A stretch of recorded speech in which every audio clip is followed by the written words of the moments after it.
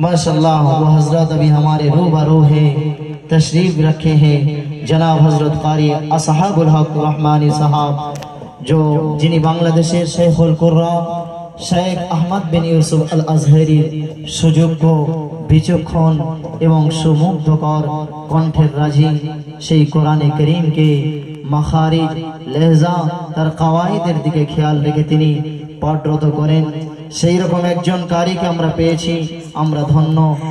এখন আমাদের সম্মুখে কোরআনে করিম তেলাওয়াত করছেন কারি আসহাবুল হক রহমানী সাহেব, পাঠরত, বাংলাদেশ।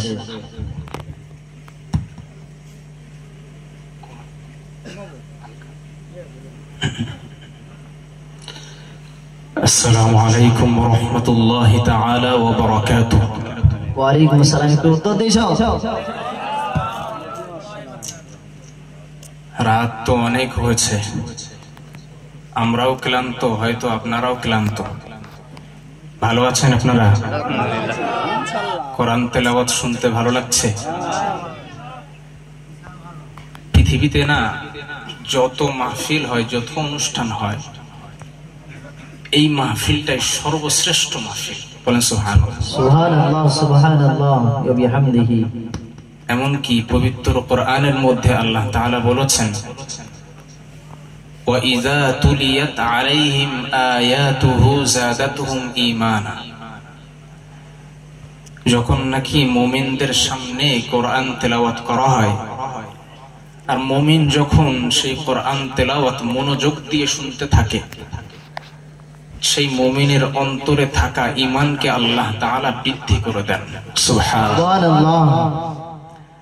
পৃথিবীতে কোনো পুস্তক নাই, কোনো গজল নাই, কোনো সুর নাই যেটি আপনি পড়লে বা গাইলে বা তেলাওয়াত করলে আপনার অন্তরে শান্তি পাবে। একমাত্র কোরআনই তার বিকল্প।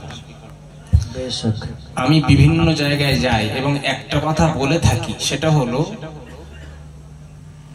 মানুষ যত ডিপ্রেশনে থাকুক, যত দুশ্চিন্তার মধ্যে থাকুক না কেন, সে যদি নিরালায় বসে সূরাতুর রহমান, সূরা ইয়াসিন, সূরা মুলক এবং সম্পূর্ণ কোরআন তেলাওয়াত সে যদি শুনতে থাকে মনোযোগ দিয়ে, সে অঝরে নিজের অজান্তে কেঁদে ফেলবে, সে নিজেও বুঝতে পারবে না।